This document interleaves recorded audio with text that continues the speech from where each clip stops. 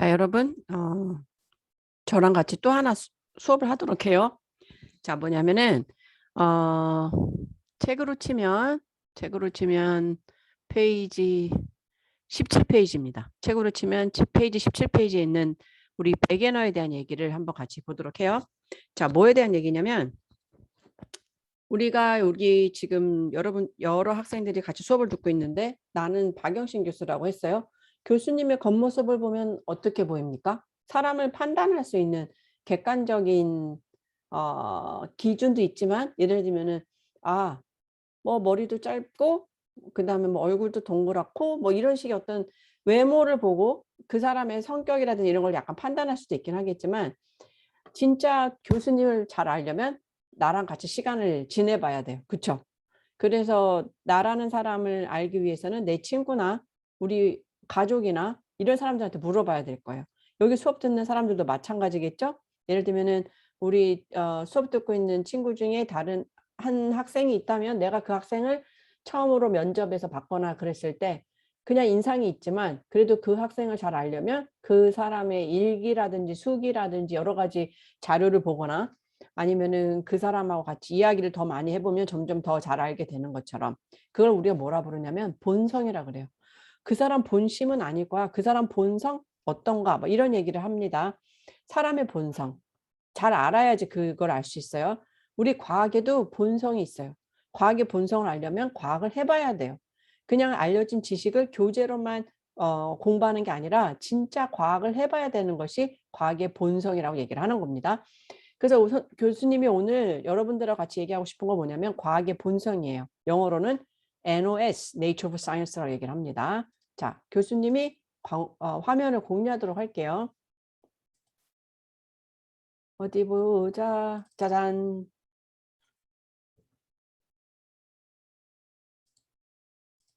자, 처음부터 지진.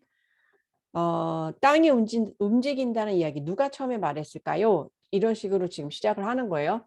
자, 보면 우리가 베게너라는 사람이 있었어요. 알프레드 베게너, 독일 사람입니다. 자, 아마 들어봤을 거예요. 우리 물리나 화학이나 뭐 생물에서 유명한 사람이 있듯이 우리 지구과학에서도 되게 유명한 사람 베게너가 있습니다. 교수님이 여기다가 베게너의 사진이랑 그림을 좀 놔뒀어요. 아마 이 사진이 되게 많이 유명하고, 요런 얼굴 사진도 되게 유명합니다. 이건 아마 그냥 그림을 좀 그린 것 같아요. 자, 교수님이 이 책을 만들면서 교수님 제자 중에 한 명의 그림을 되게 잘 그리는 친구가 있다 그랬죠? 우리 정재현 학생이라는 친구가 우리에게 이 그림을 그려줬어요. 이거 보세요. 너무 비슷하게 그렸죠? 자, 그러면은 이 그림을 보면서 우리 같이 백예너에 대한 일화를 조금 공부해 봅시다. 교수님이 최대한 멋있게 한번 얘기를 해볼게요.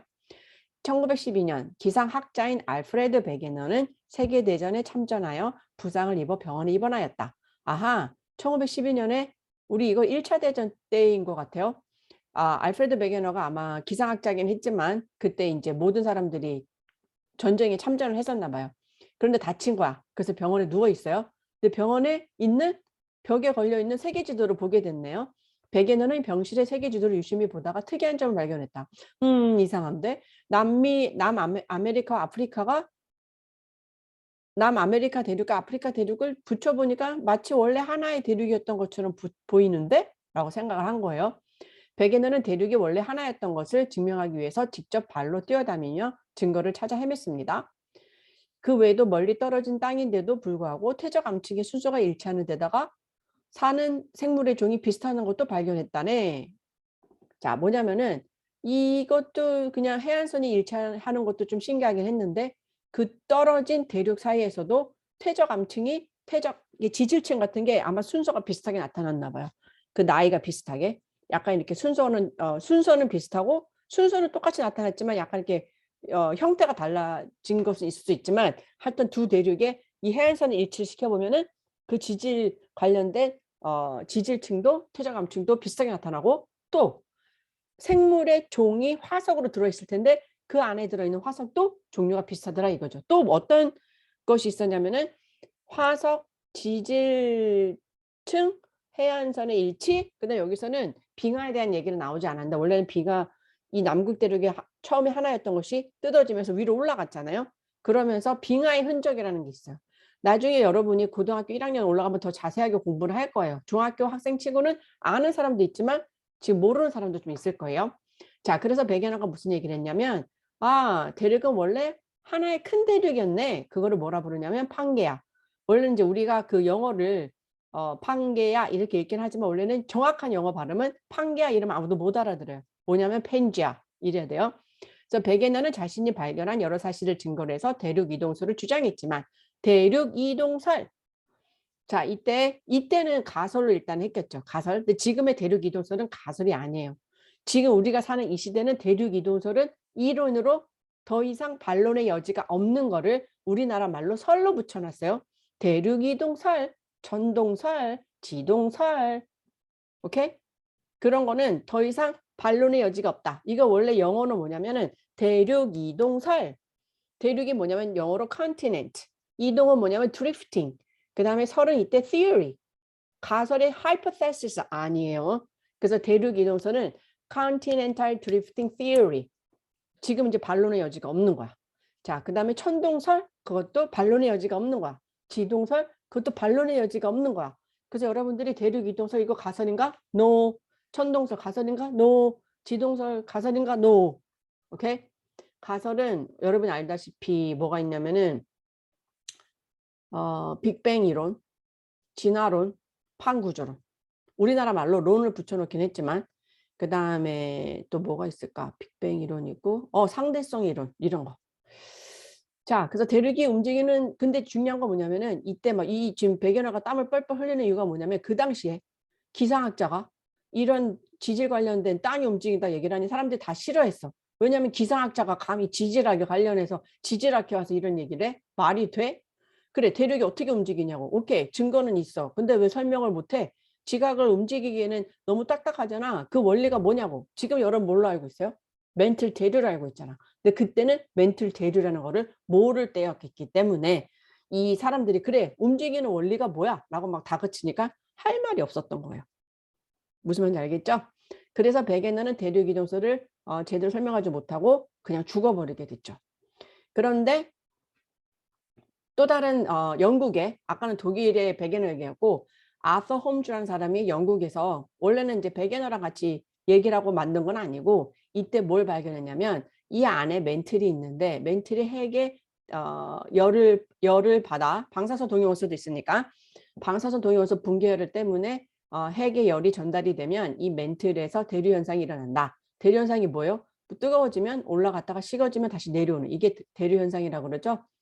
그런데 이거는 따로따로 독일에서 백엔너, 영국에서 홈즈. 그래서 서로 연결이 못했어. 나중에 또 나온 거였고. 자, 그런데 이제 멘틀이 대류한다는 실질적인 증거도 증거가 여기서 나타나긴 했죠. 그것도 결국에는 가설일 뿐이긴 했지만 처음에. 자, 중요한 건 뭐냐면은 백엔너 대류기동설이 있고 아서 홈즈의 멘틀 대류설이 있었어. 그때는 이제 증거만 있고 아직 원리를 설명을 못한 거야. 그런데 진짜로